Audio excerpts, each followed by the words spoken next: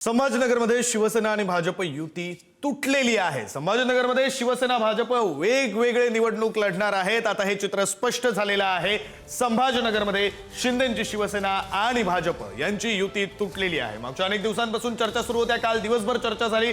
मंत्री संजय शिरसाट यांच्या उपस्थितीमध्ये ही सगळी चर्चा पार पडत होती आणि आता ही युती तुटल्याची माहिती समोर येते। आज उमेदवारी अर्ज भरण्याचा शेवटचा दिवस आहे। अवघे काही तास शिल्लक आहेत आणि अशामध्ये आता ही युती तुटल्याची माहिती समोर येते। दोन्ही पक्ष वेगवेगळे निवडणूक लढणार आहेत। आपले प्रतिनिधी सचिन जिरे या संदर्भातली माहिती देण्यासाठी आपल्यासोबत जोडले गेलेले आहेत। सचिन, अवघे काही तास शिल्लक आहेत। आता उमेदवारांसाठी सुद्धा हे चॅलेंज असेल।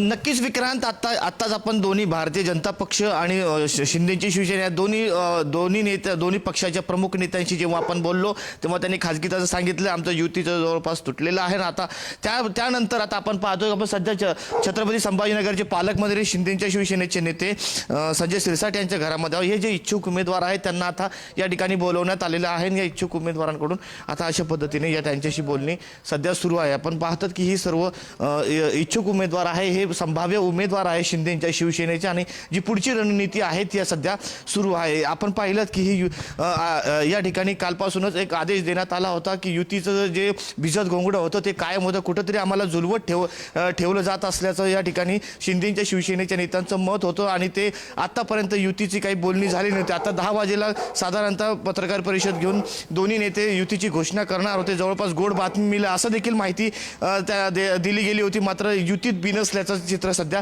पाहायला मिळतं। त्यामुळेच कुठेतरी आता हे जे सर्व उमेदवार आहे हे संभाव्य उमेदवार आहे शिंदेच्या शिवसेनेचे आणि यानंतर आता युती तुटल्यानंतर आता दोन्ही पक्ष वेगवेगळे लढवणार असल्याचं देखील बोललं जात आहे। आणि त्यामुळे आता शिंदेची शिवसेना किती जागा लढवणार, त्याचबरोबर भारतीय जनता पक्ष किती जागा लढवणार याकडे आता सर्वांचे लक्ष लागलेले आहे। आणि ही जी सध्याची बातमी येते त्या बातमीवरती आता थोड्याच वेळात दोन्ही पक्षांचे नेते हे समोर येऊन माध्यमांशी संवाद साधणार आहे। नेमकं काय या मागची कारणं काय आहे, या बाकी सर्व ज्या गोष्टी आहेत ते समोर आणली जाणार आहेत। विक्रांत, धन्यवाद सचिन दिलेल्या या सगळ्या सविस्तर माहितीसाठी।